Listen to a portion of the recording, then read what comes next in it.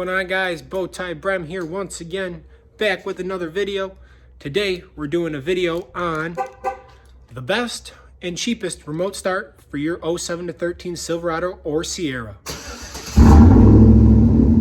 Let's dive into it and see what this thing's all about.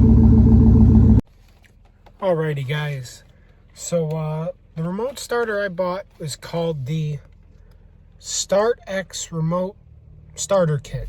Okay, it's all plug and play. You don't need any special key fob or anything. I'll show you mine. The normal key fob. I don't even have the remote start button on there or anything like that.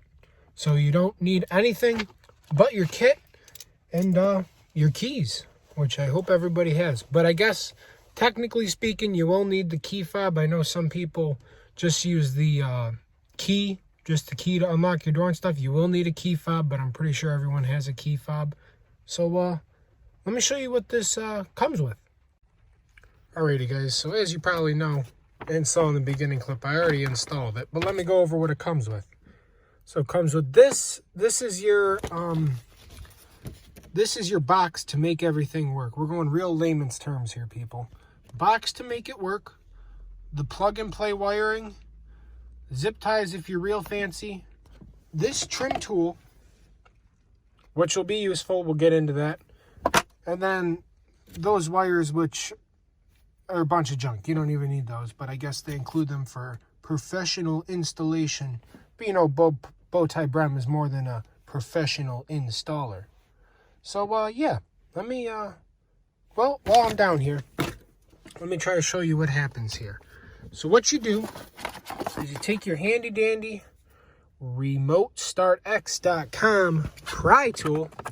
You want to go in there, boom, pop that open. If you see right here, it's split. Looks like junk, but I'll get into that. So you split it there with this tool. You boop, split it. And then on this side, right here, where you might be able to see some super glue action had to happen, pop it right there. This piece comes right up and the bottom falls down. So yeah, let me rearrange myself and then I'll explain it more. Okay, well, why I can't show you everything is because it would be very inconvenient for me here, because these clips all along the thing, you can see that looks all jacked up now. I mean, you wouldn't notice it, but I'm anal about stuff. But that gap's off.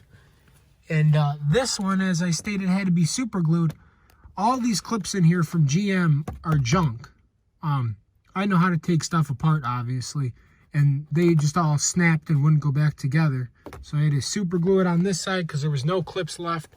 And this one I just kind of finagled to make it stay how it is.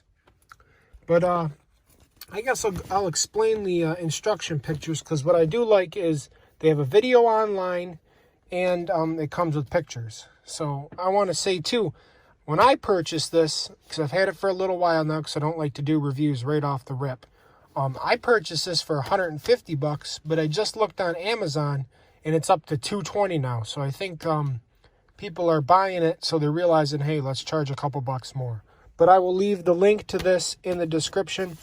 Once again, it's for Silverados and Sierras 07 to 13. So what you do is there's this lever to adjust your steering wheel up and down, and you just yank on it. It pulls right out. Then we go into, with that tool like I talked about, you pop it off and the front cover pops right off and the bottom one will drop down.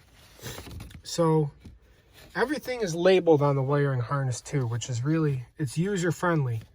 So literally all you do is there's two connections, one there and one there, and this big piece of wire, one connection goes into that one and the other one goes in the other one. I mean, this is super user friendly, guys. If you're having trouble with it, because I can't do it, look on their website and it'll show you exactly what to do. I actually purchased this. It wasn't sent to me for a review. And if you ever needed help too, right there. So you unplug those two wires, plug them in, literally plug and play. They come apart, just squeeze them and pull them. So after you plug that in, you have to go down to the OBD2 port, and there's a screw there, and to screw there you have to unscrew it, and your OBD2 port just flaps down. You want to tuck that back in, and it comes with, I think it shows it on here. Oh, it's included in here, or maybe there's, oh, right here. Look at this. This is a better diagram for you guys. So this is all your plug and play stuff. These go into the box, that big box I was telling you about. Those are the, actually these all go into the big box. And then those two are the plug and players. This is the OBD2 thing. It's a little bridge. I don't know the logistics behind it, but it works because I have my range AFM disabler plugged into that port. All you do is unscrew that, let it flap, put the new extension kit, plug it in, put it in, and you're good to go. It tells you how to connect it. You just pretty much turn the truck on and remote start it. But now we'll go to the other side and I'll explain my pros and cons of this.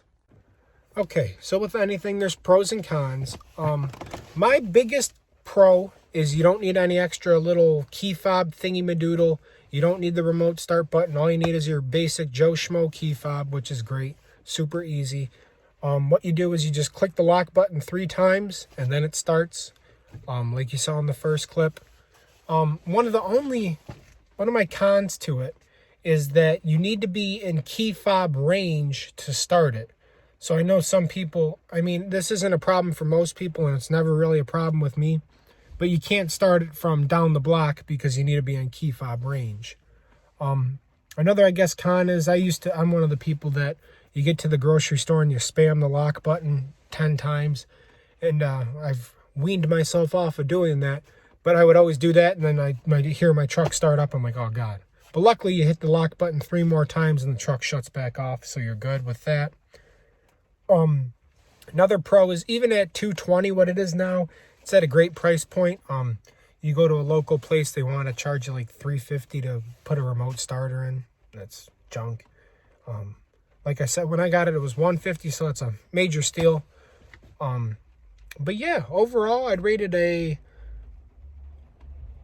I'm going to give it a 9 out of 10, only because you can't blame them for the GM clips. That's not on them.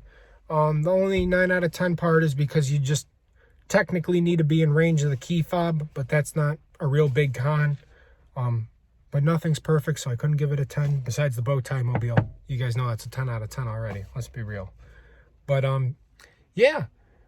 This professional install kit is a bunch of crap. I don't know what you would, I mean, if you wanted, I don't even know. You don't need any of this unless I think this is made for like we're going real basic here. Let's say a very non-knowledgeable person, or maybe an older person, bought the remote start, got it as a gift, but didn't want to install it, even though it's super simple. I guess that's for the professionals to do, but there's really no need at all for it. But yeah, like I said, I'll go over one more time. Start X remote starter on Amazon. I'm gonna leave the link in the comments. Yeah, it works great, you know. $150 now, it's $220, but still at $220 price point, not a bad buy, especially if you live in somewhere where we get all the elements, or even in the summer when it's really hot out and you want that cool truck to get into. That's it. But yeah, I will see you guys next weekend with a new video. Remember to like, comment, and subscribe. I love to see the input. I had a couple guys comment, and they wanted me to do a black headliner video. I have to think about that. Now, the only thing is, you guys probably know I got the super dark tint, and I just don't, it's like really dark in here as it is, but I just feel like if this, because everything around, you know, is all black, but if it gets up into here, I feel like it might look too dark, but maybe not. I mean, if I get enough people that want me to do it, I'll do it. Maybe I'll throw in one of those starlight. Those are a little, I don't know. I don't know how I feel about those things. The stars and the thing. It's cool, but, you know.